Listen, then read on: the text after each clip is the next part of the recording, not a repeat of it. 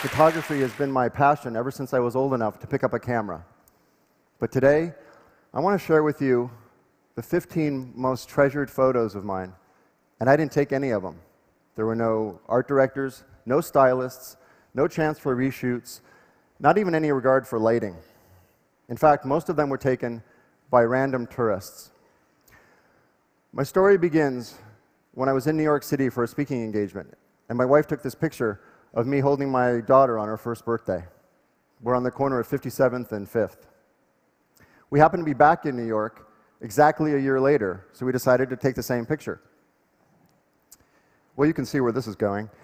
Approaching my daughter's third birthday, my wife said, "Hey, why don't you take Sabina back to New York and make it a father-daughter trip and continue the ritual?" This is when we started asking passing tourists to take the picture.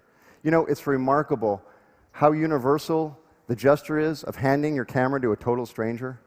No one's ever refused, and luckily no one's ever run off with our camera. Back then, we had no idea how much this trip would change our lives. It's really become sacred to us. This one was taken just weeks after 9/11, and I found myself trying to explain what had happened that day in ways a 5-year-old could understand. So these photos are far more than proxies for a single moment or even a specific trip. They're also ways for us to freeze time for 1 week in October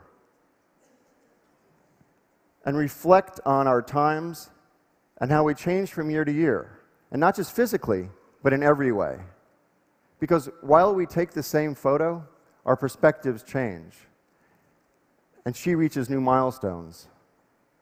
And I get to see life through her eyes and how she interacts with and sees everything. This very focused time we get to spend together is something we cherish and anticipate the entire year.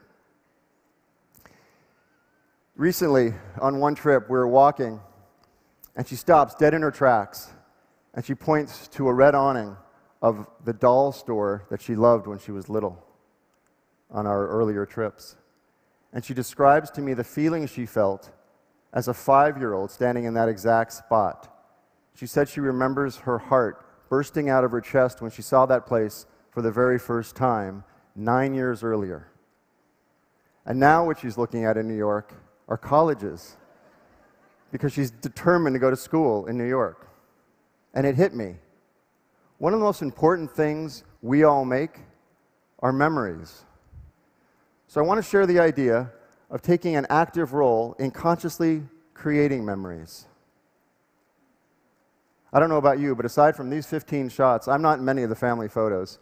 I'm always the one taking the picture. So I want to encourage everyone today to get in the shot.